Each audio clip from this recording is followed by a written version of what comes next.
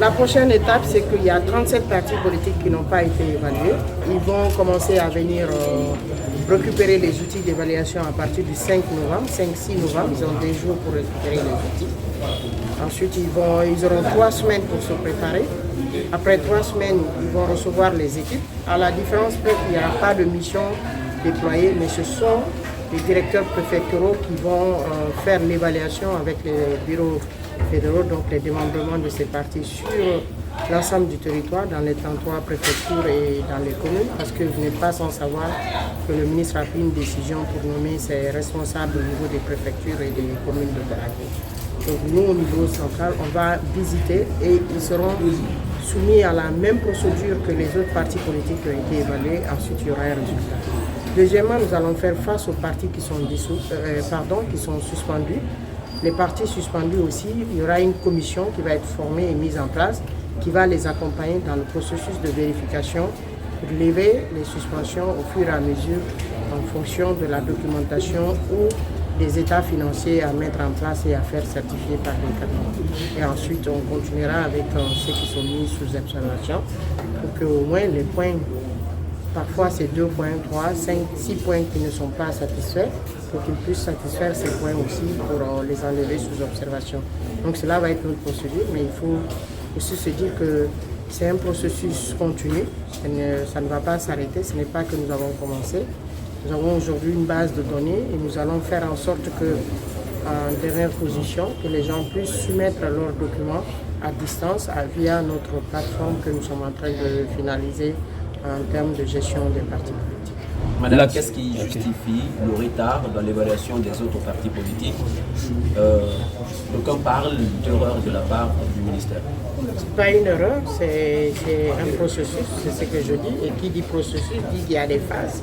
Ceux qui n'ont pas pu se faire évaluer, on leur donne une chance, on ne ferme pas la porte à qui que ce soit. Ils sont 37 partis politiques sur les 211, donc on leur donne aussi leur chance d'être évalués. Il y en a qui n'étaient pas présents, leur leader n'était pas présent sur le territoire, ils n'étaient pas vraiment prêts. Il y en a qui n'ont pas eu l'information parce qu'il y avait un problème d'adresse qui a fait qu'on n'a pas pu les joindre, on a essayé de les joindre. Il y en a, c'est un problème simplement de géolocalisation de leur siège pour qu'on s'y rende, sinon tout le monde a été programmé. Mais on ne peut pas fermer la porte à aucune formation politique, il faut donner la chance à tout le monde d'être évalué et de la même façon que les autres ont été évalués également. Ok, madame, l'atelier finit aujourd'hui, des rumeurs courent, il y a des partis qui se lamentent, comme si c'était une opération de chasse aux sorcières. Quelle assurance vous donniez à l'issue de cet atelier de présentation?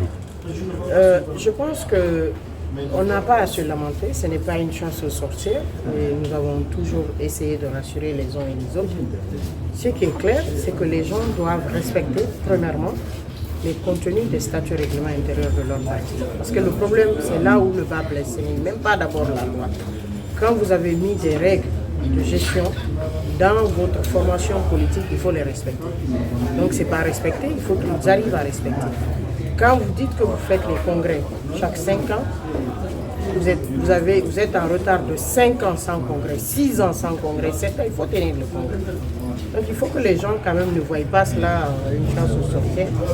Nous sommes des techniciens et nous sommes là depuis plusieurs régimes déjà, il faut le reconnaître. Et vous qui êtes de la presse, je ne dirais pas les plus jeunes, mais les anciens, ils savent que nous sommes là, on a servi beaucoup de régimes, on continue de travailler.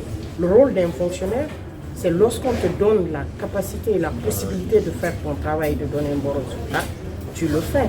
Donc aujourd'hui, le CNRD et à travers le gouvernement nous a donné la possibilité de faire ce travail. Donc c'est un handicap pour l'administration de ne pas pouvoir évaluer les partis.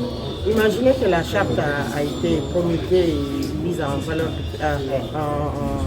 sur place depuis 1994 jusqu'à date. On arrive maintenant à commencer réellement l'évaluation. Je pense qu'il y a notre part de responsabilité en tant qu'administrateur.